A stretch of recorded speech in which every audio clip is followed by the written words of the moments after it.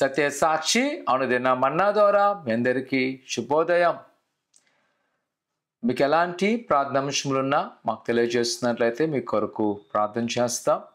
నేటి యొక్క శుక్రవారము ఉదయం 11 గంటలకు యేసు నిన్ను స్వస్థపరచు కార్యక్రమం సంఘంలో ఉంది.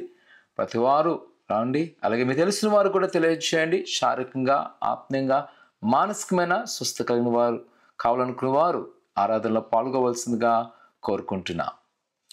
నేటి యొక్క వాగ్దానము యోవేలు గ్రంథము 2వ అధ్యాయము 23వ వచనం. సియోను జనులారా, ఉత్సహించి మీ దేవుడైన యెహోవా యందు సంతోషించుడి. తన నీతిని బట్టి ఆయన తొలకరి వర్షమును మీకు అనుగ్రహించును. వాన కురిపించి పూర్వమందు వలె తొలకరి వర్షమును, కడువరి వర్షమును మీకు అనుగ్రహించును. ప్రవక్తల యొక్క లేఖన భాగంలో ముఖ్యమైన 2 సంఘటనలు ఉంటాయి. ఒకటి దేవుని యొక్క హెచ్చరిక, మరొకటి దేవుని యొక్క పునరుద్ధానం. అంటే ఆయన హెచ్చరికలో వారికి బాధను తెలియజేస్తుంటారు. వారు ఎప్పుడైతే దేవుని యొక్క ఆజ్ఞలను అతిక్రమించి దేవుని యొక్క మాటను ధిక్కరించడం వల్ల వచ్చాక అపాయకరమైన స్థితిని తెలియజేస్తారు. అదే సమయంలో వారు దేవుని యొక్క మాటకు లోబడి, దేవుని యొక్క వాక్యానికి లోబడి ఉన్నట్లయితే వారిని ఎలాగా ఆశిస్తున్న విషయం కూడా ప్రవక్త గ్రంథాల్లో మనకు స్పష్టంగా తెలియబడుతూ ఉంటుంది. ఈ దినాల్లో మనకు కలిగిన ఈ బంధకాల సమస్యల్లో చాలాసార్లు మనము దేవుని మీద, ఇతరుల మీద నేరోపణ వేస్తూ ఉంటాం. కానీ దేవుని యొక్క లేఖనం ప్రకారం ఒక్కసారి మనకు మనం ధ్యానం చేసుకుందాం, మనకు మనం ఆలోచన చేసుకుందాం. ప్రభువా, నేను చేసిన అపరాధలను క్షమించండి.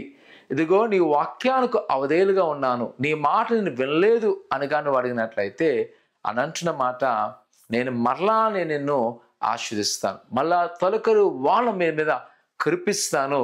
మీరు మళ్ళా ఏమవుతారంట, ఉత్సాహించి ధ్వనిస్తూ నన్ను గణపరుస్తారు, నేను మిమ్మల్ని దీవిస్తాను.